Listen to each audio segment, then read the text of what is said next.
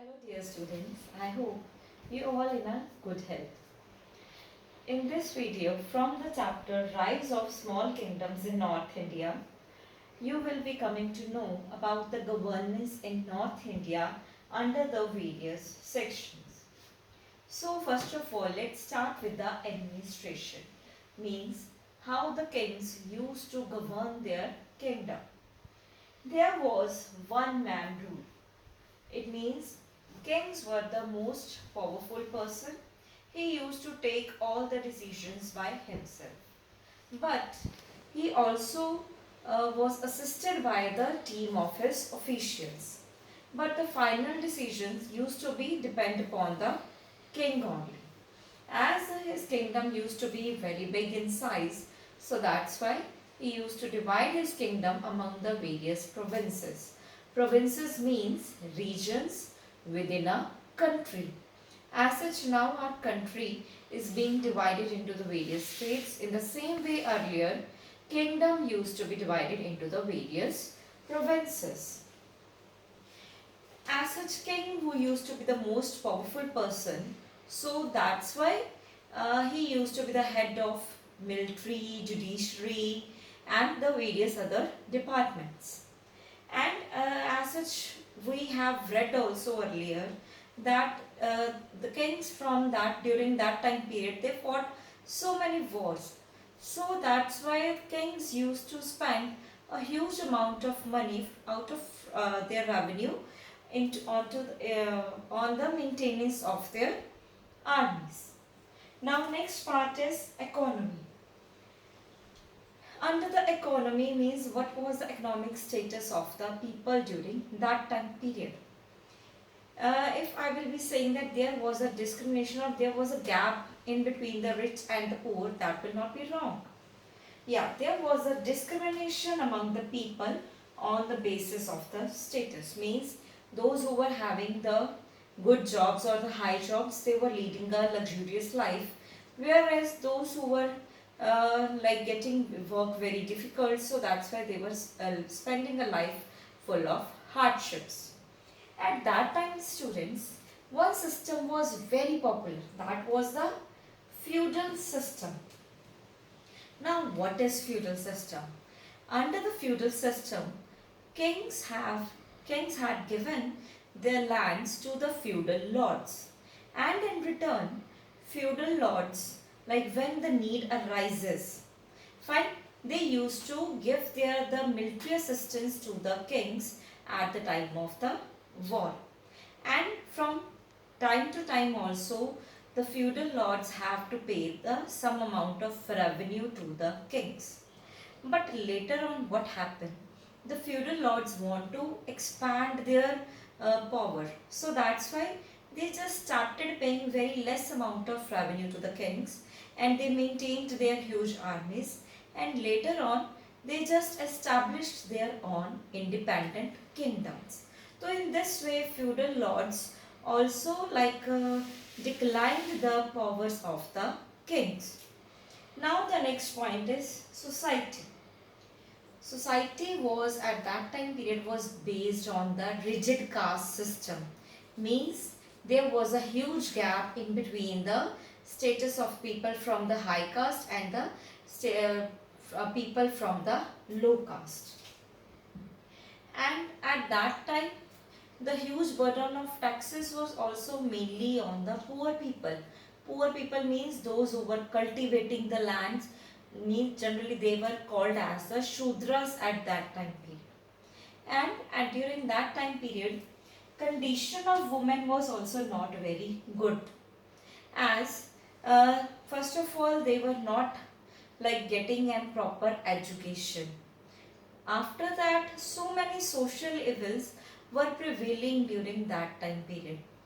That social evils were considered as a part of the culture and the tradition during that time period. Those social evils were like sati system, child marriage, ban on widow remarriage, and polygamy. Polygamy means where a man is allowed to have more than one wife. So that's why condition of women was not good. Now the next point is society. Sorry, the next point is religion.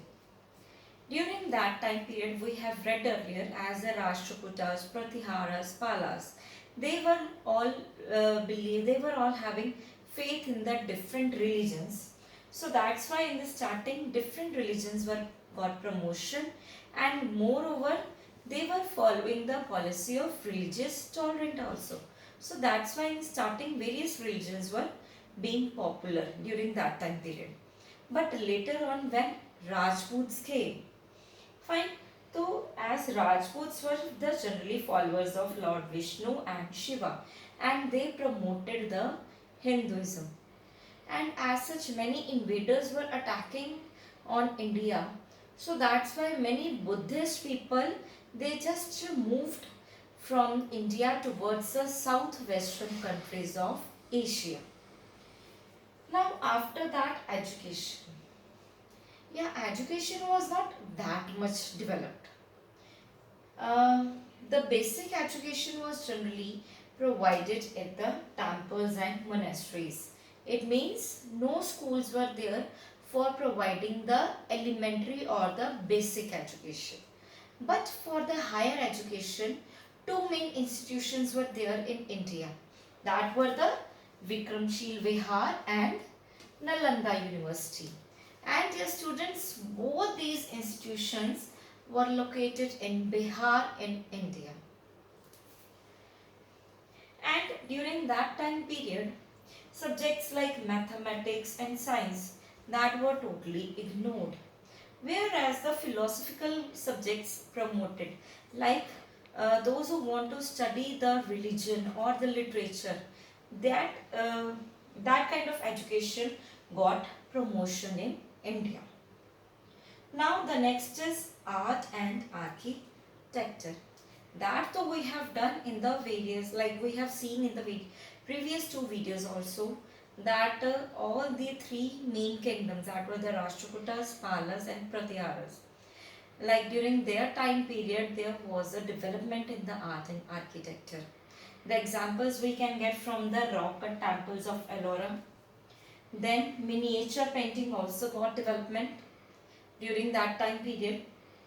And construction, there was a construction of beautiful temples also, along with the expensive deities. And students, these expensive deities were also attracting the attracted the invaders from the other countries. Now the last section, that is the trade. Now during this time period, the Indians came in close contact with the traders of the other countries because of the, you can say that, development in the means of transportation and communication. So there was a development of trade relations with the Central Asian countries and the European countries. So along with that, as they were like developing their trade relations, so along with that, Indians were also importing the tradition and culture of the other countries, and they were also like exporting their own tradition and culture towards the other countries. So in this way we have seen that there was a lot of change in the culture and in the system of India. And after that, as such, they developed the trade relations, so this attracted the various other kings from the other parts of the countries to invade the India. So in this way we can say that after that there was the introduction of the invaders from the Turk and from the other parts of the world. So that was in that video. Okay, for now, goodbye, stay safe.